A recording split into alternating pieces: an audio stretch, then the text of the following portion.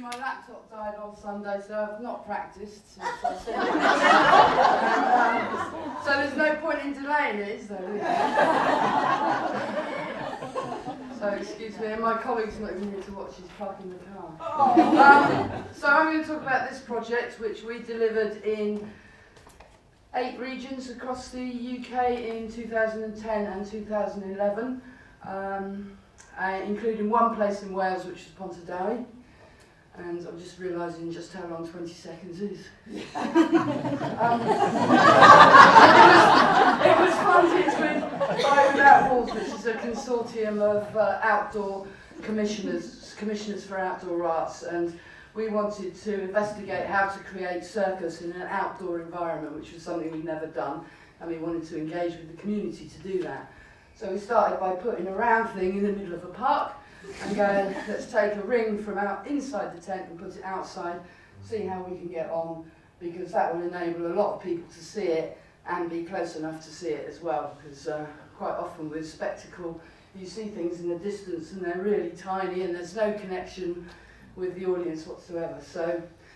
But we wanted to investigate how to stage circus outdoors, and we had no idea because we'd never done it.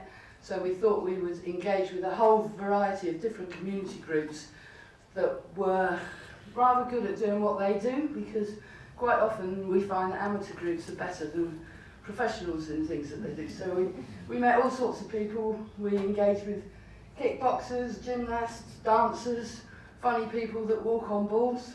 And we ran creative exchange with all these people, and to do that we sort of met them and we said, you show us what you do, try and teach the circus people how to do it, and we'll show you a bit of circus and teach you how to do it. And these are some free runners, and I put this slide in because Lee was 17 running around a park in Stockton on tees. He joined our training programme and is now a professional performer with NoFit State. So alongside these creative exchanges with community groups, we ran workshops in the park because we wanted people to be able to have a go at circus, but we also wanted to see whether we could turn workshop activity into a spectacle in its own right. So what we did, we were trying to do clever things like men hula hoop so that all the women could watch, and then instead of being a workshop it would be a spectacle. Unfortunately, as you can see, it got hijacked by the women. But we actually went in and we inhabited these parks as best we possibly could and just took over the park, ran different workshops, got kids to try things out so when they were watching us rehearse they'd understand what they were engaging with and how difficult it is to do circus. So we let them try things out and have a go at stuff. Another pregnant pause by there. The other thing we did was, because we were in people's parks and occupying their parks, and quite often people go, what are you doing in the middle of our football pitch? And the dog walkers would say, well, this is where I walk my dog, you can't put your thing here. So to try and combat that, we decided, let's invite the audience to watch our rehearsals. So we set up in the park and we spent a whole week in the park, and we put some deck chairs out and we said, do you like that? And if they went, yeah, that was brilliant, we put it in the show for the end of the week. And if they said, no, that's a bit rubbish actually, don't bother rehearsing that one anymore.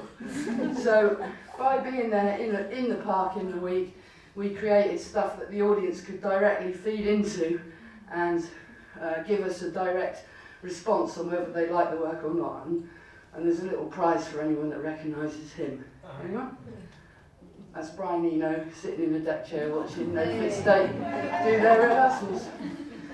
So at the end of the week, we tried to put this all together, all the creative exchanges that with all the people that we'd met, and we said, okay, we've got a massive stage, let's have a rehearsal, let's make a show with all the work that we've done together, all the work that we've done on our own, and let's put the show on in front of your friends, your family, and your community.